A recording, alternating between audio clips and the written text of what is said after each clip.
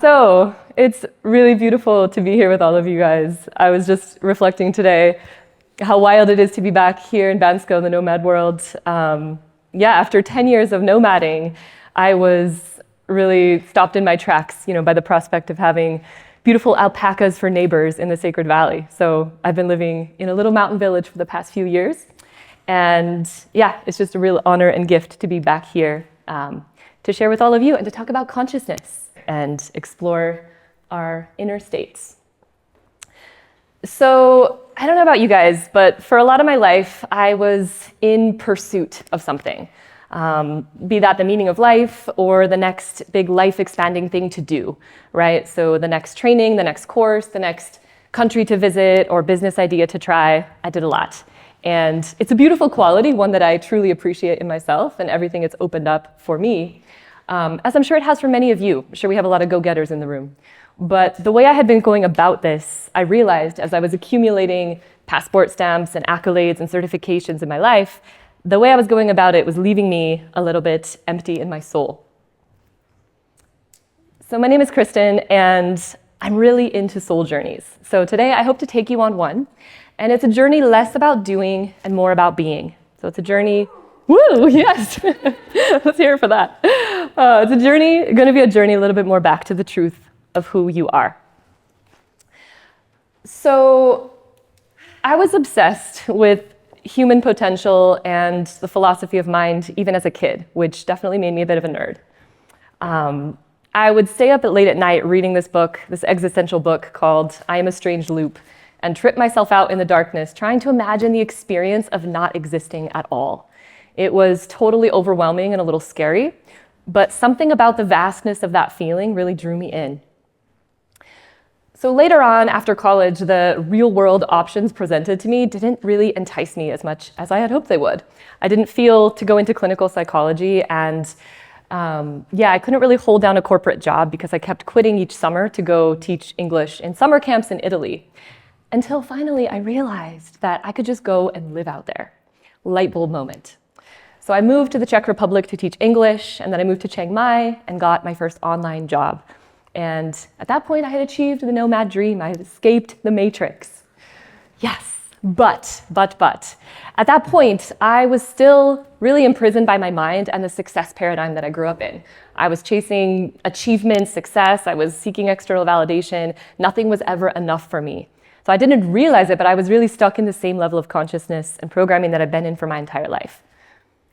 If you had told me, by the way, that years later a tarantula the size of a dinner plate as my roommate and nearly bedmate would be a part of that shift, I would have said you were totally nuts. More on him later. And bonus points for anyone who can spot my little nomad doggy in all the slides. In the slides that she's in. So I'd like to invite you all to just close your eyes for a moment. Like really close your eyes. And just take a few breaths. Breathing in, breathing out. I want you to just notice what your mind is doing as you breathe. And see if you can just bring it back to watch your breath. Just feel the sensations, what's happening in your body. And just notice and ask yourself, what is that thing that's breathing? And what is the thing that's bringing your mind back to your breath? You can go ahead and come back. Consciousness, to put very simply the greatest mystery known to mankind, is really that which is holding space for all of our awareness, our perception, our thought and experience to occur. Of course, it's the study of lifetimes of practice and study for yogis and mystics across the ages. So we're going to do our best in the time that we've got. Our human consciousness is inherently limited, and that's a really good thing. We're bombarded by unfathomable amounts of sensory data as we move through the world. And our brains can only process about 0.00005% of that. So we need a filter to navigate the world with any kind of sanity. Babies don't have this filter. They're like little Buddhas, right? They're in this fully expanded state with raw perception of reality. But as we start to learn language, as we start to grow, we start to distinguish between concepts and people and things, right? So this is a tree, this is a chair, this is you are you, I am me. As we grow, we start to learn who we are as individuals, take on certain characteristics as our personality, and kind of develop this fixed sense of self in the world. We develop beliefs about the world based on our experiences or stories that we hear, and those beliefs become our models of reality for experiencing the world. So we might think that we're seeing the world as it is, but we don't see the world as it is. We truly see it as we are through our own personal perceptions based on these models of reality that we develop. So when we speak about expanded states, it's a million definitions for this and what this means, and it means something different to everyone. But in one sense, it's loosening that construct of our ego mind and our certain fixed models that we have, and being able to access a higher state where we're able to really see new possibilities, connect back to who we truly are, to feel our essence, to allow life to move through us freely. And side note, you might wonder, who is this girl to talk about consciousness? Has she sat on a mountain somewhere, reached enlightenment? No. Promise you no. I have not. And you don't have to either. This is not about going to some ashram and reaching enlightenment or becoming a shaman in the jungle, right? This is about, I'm just a human on my journey who's found some beautiful tools for inner work that help to expand my life. So I had achieved this nomad dream about 12 years ago, but I was still imprisoned by my mind, right? I was still chasing this carrot on the end of the stick of success. And just never really feeling enough. So yoga first cracked me open when I went through this gnarly breakup in Bali that propelled me into literally 100 or more classes of yoga in my first month of ever practicing. So that, yes, I lived on the mat and I died on the mat many times.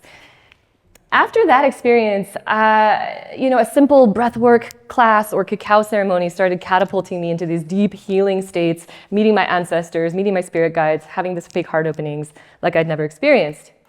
I started going to silent retreats and connecting to all this creativity underneath the noise. I started to soften and open and to release my grip on doing and to start to feel a little more trust in life. I even accidentally took a pilgrimage on the Camino de Santiago when I was Googling day hikes from Lisbon. It was really epic. I never planned. I literally went to go buy a backpack and I was like, cool, let's do this. And I didn't realize that it would be the most spiritual and initiatory experience of my whole life. And my first experience with entheogenic plant medicines was also completely unintentional. I hadn't planned to take psychedelics because I had this fear of my own headiness. But after innocently looking for dessert in the freezer in my shared house in Boulder, Colorado, where else? Finding some chocolates to eat, you can guess that it was time for all of that to change and really open a new connection with the mystery. Not joking.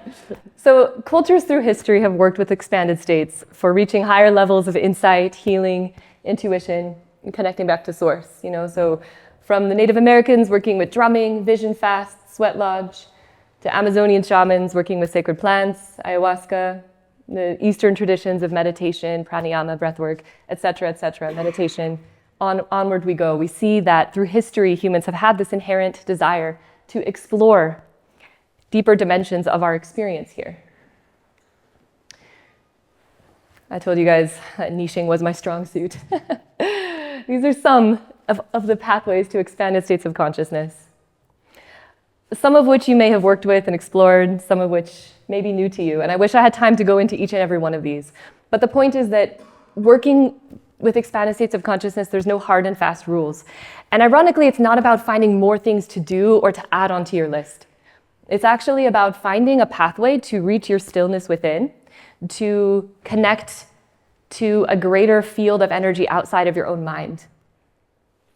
Right? To hear the voice of your mind and to start to shift your inner patterns, to release the heaviness that you're unknowingly carrying so you can connect more to your true essence and your true being. So what I learned on the healing path is our being naturally wants to come back into a state of balance. We're made to process and digest life as we go, not to hold on to traumas or hold on to sticky experiences and replay the same stories again and again. Right? But life is kind of like a spiral, and we do tend to find ourselves in similar situations again, or similar patterns or relationships at different times in our life. And I believe that's because we move in a spiral way, right? We're naturally always evolving and expanding. And life gives us the opportunity to respond to situations in new ways as we go. So Yeah, you can even think about your own life, some places that you might have seen recurring patterns and where that might be coming from, and have you been responding to them differently? Because that's how we actually transmute and change things in our lives. So for me, as I started working with yoga, meditation, breathwork, it really opened up this floodgate of somatic healing. And then, learning to journey with sacred plants and work in ritual and ceremony helped to uncover a lot of the underlying patterns that had been ruling my life. So we're going to try to keep this section pretty short. If you're wondering what happens to the brain in expanded states of consciousness, yeah, it's like this. We tend to see, with these practices, we tend to see a reduction in the default mode network of the brain, which is where we store our ego, our models of reality. So it's where these ingrained thinking patterns are coming from. It's the default mode. So when this part is reduced and lifted, we're able to re-access a state more like when we were children. We're able to see the world as it truly is, feel this deeper sense of interconnection, feel creativity, higher potentials. And we're also able to move out of ingrained habits or, things like anxiety and depression and OCD. So we're able to form new neural pathways that help to create a new way of feeling and being. Just as you can see here in this diagram, this is a study from the Imperial College of London with participants after placebo and psilocybin.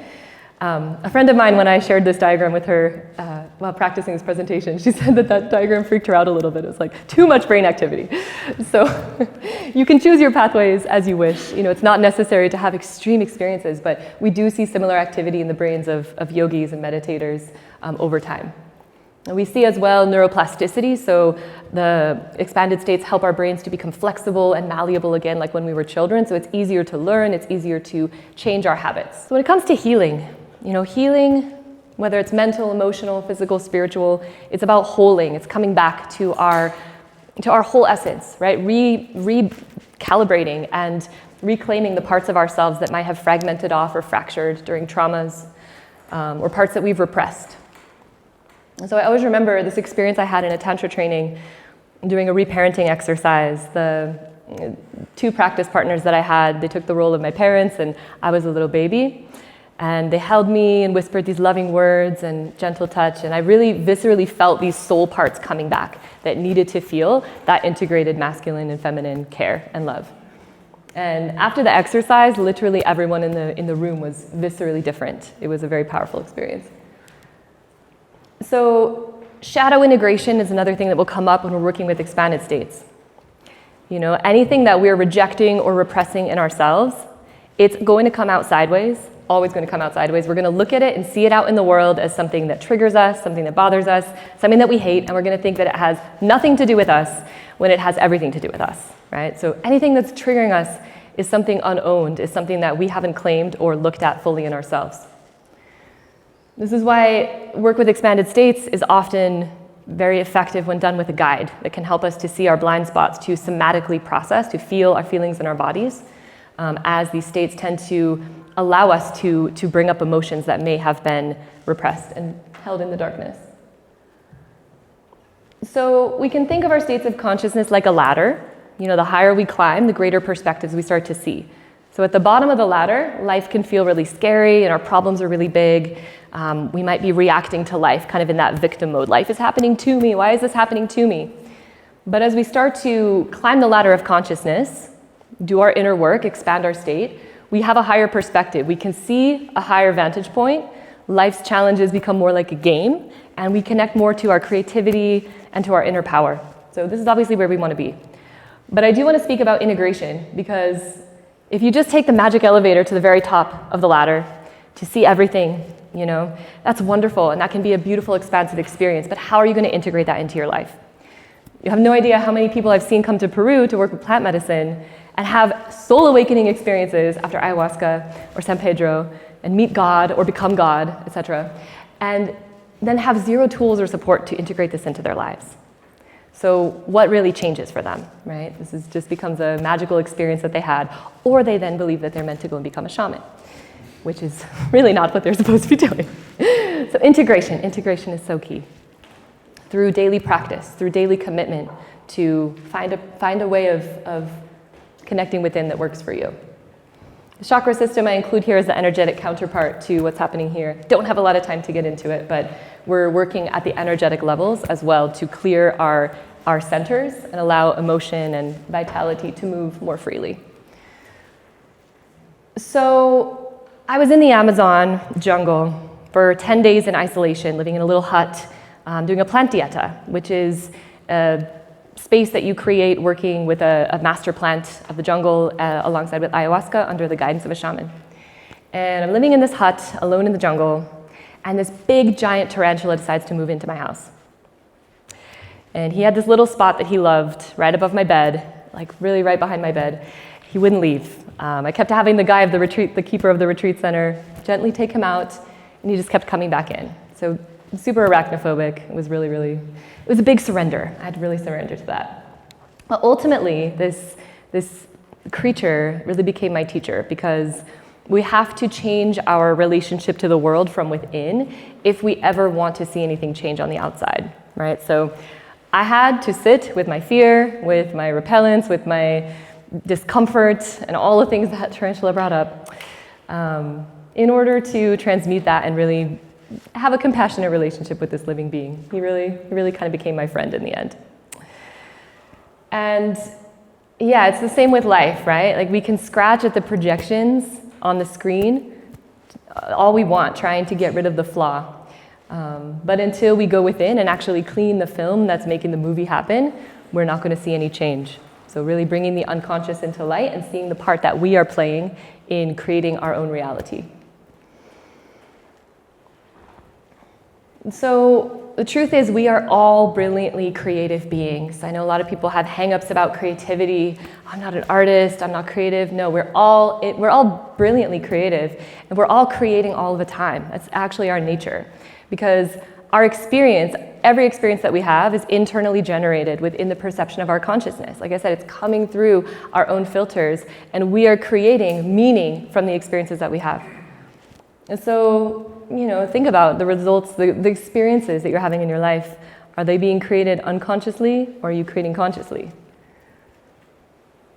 We've already seen how the increased neural connectivity helps to promote innovative thinking, problem solving, creative flow states. But when we're working in expanded states of consciousness, it also helps us to access this quiet space within, the higher intelligence where inspiration actually comes through, right? You realize that all of your best ideas, your creations, they don't come from the thinking mind. It doesn't come from trying to figure things out. But it's when you get out of the way and allow life to move through that creativity can flow. So this allows us to, as well, become a clear vessel for the visions that we have to come through us and to ground our energy so we can make the intangible manifest, which is what creativity is, right? It's taking energy, taking ideas, and turning it into something. It's an incredible gift that we have as humans. Working with expanded state supports all of this. I want you to remember as well that there is not a tree in the forest or a plant in the forest that is struggling and striving to become better than what it is, right? There's just simply an inherent trust in the nature of the seed and the potential of the seed that it's going to thrive and become its best self under the right conditions. And we're the same way. Why would we be any different? We're meant to allow our innate natures to thrive. This is why healing and creativity go hand in hand, because as we start to uncover the underlying patterns, the underlying programs that have been unconsciously running our lives, we open ourselves to step back and surrender and allow life to move through us. We start to create and respond to life in new ways. And we see that as a creator in our life and a creator in the world, because truly this is all interconnection. With expanded states, we start to recognize our interconnection with everyone and everything. And we see this responsibility. And it's a key thing. Responsibility is not a burden, right? Responsibility is the ability to respond to life. So we have this responsibility to manage our thinking, to stay open in our hearts, to take care of our bodies, of the earth and each other. And you see as well that you don't do the world any favors by hiding or holding back your gifts and your passions, but you actually do your best for the collective by allowing yourself to flourish and thrive to the best of your ability, to really support the whole biosphere. So just take a moment and think about that. You can close your eyes if you like. You don't have to, but really think about What are the gifts that you feel that you have to offer the world?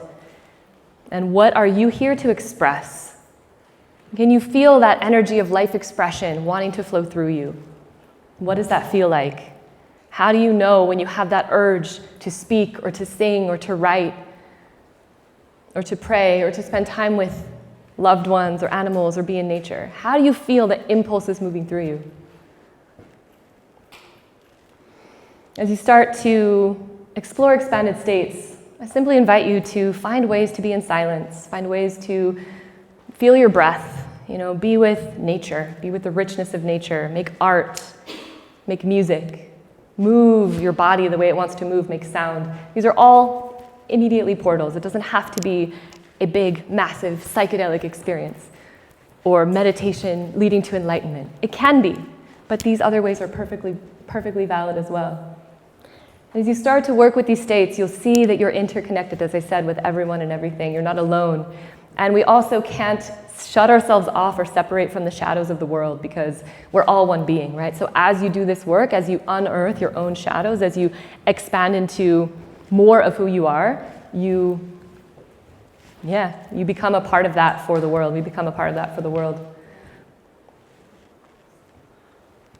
So in the end, I'm still on the journey, of course, just walking each day with the intention to stay grounded, to stay present, to be in service, to hang out with my neighbors, be they alpacas, tarantulas, nomads, or the beautiful people, local people in the lands where I get to spend my time.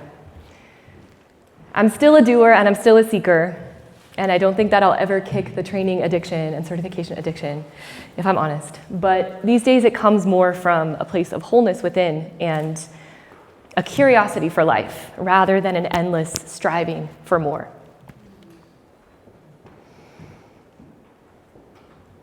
And so the last thing I'll share is just to really contemplate the nature of life and consciousness. We have to embrace wild paradox, right?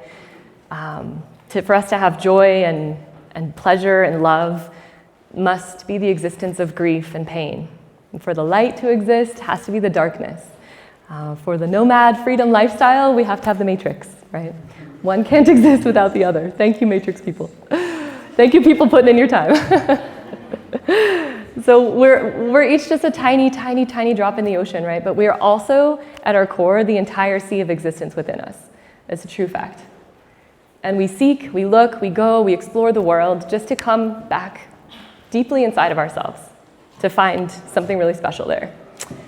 So for me, it took a 14-year nomad journey to really learn where home truly is.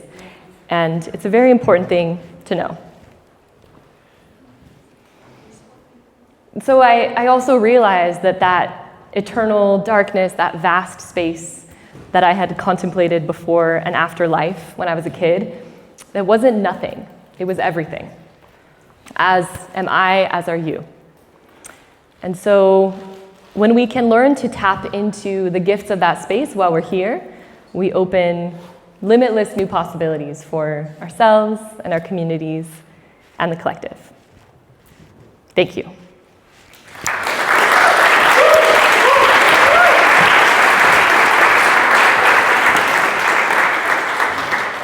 Okay, that's the break. We have nice to work.